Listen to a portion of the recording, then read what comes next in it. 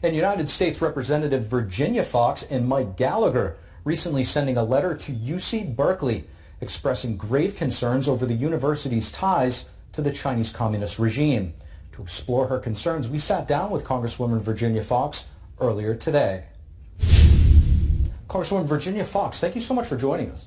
Thank you, Steve, for having me. Of course, Congresswoman, you've actually co-written a letter with your colleague, Chairman Mike Gallagher of the CCP Select Committee, to the president of UC Berkeley. You're concerned about the cooperation between the university and Tsinghua University in China.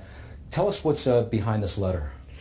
Well, we know that the Chinese Communist Party is doing everything it can to infiltrate academic institutions in the United States. And so there's cooperation going on between Berkeley and the university in China.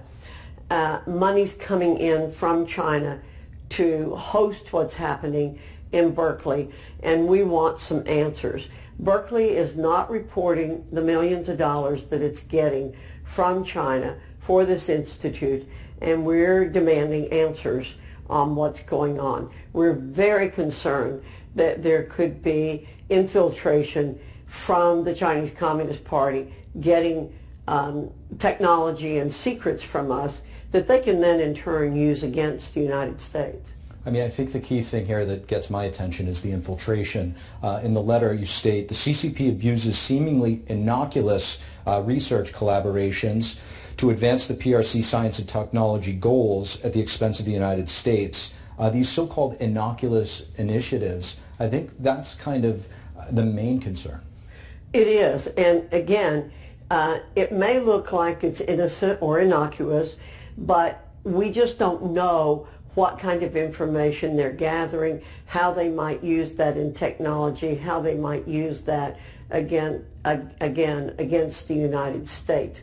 They have hired Berkeley faculty to work on these projects as well as having Chinese work on the projects.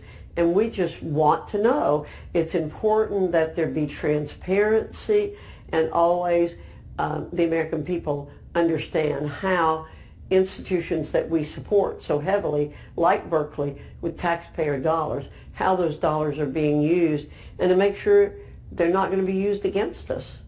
So, I mean, it sounds like this clearly stretches beyond UC Berkeley. You have situations with other universities. So are there steps that you think Congress can take to prevent this from happening?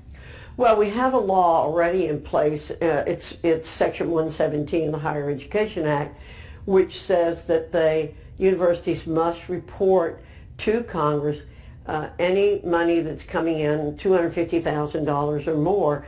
That is one way for us to have some monitor on what is happening. So that's number one. We start there, and then we go further. If money's coming in, how is it being used, and what potential nefarious uses is that money being put to? Do you expect that Berkeley is going to comply with your letter, and do you get a sense that your letter is putting other universities on notice? Well, we always hope that the universities will respond. If they don't in a timely fashion, we'll go back to them, and then we'll pursue getting answers every way that we possibly can. And yes, we certainly hope other universities will pay attention.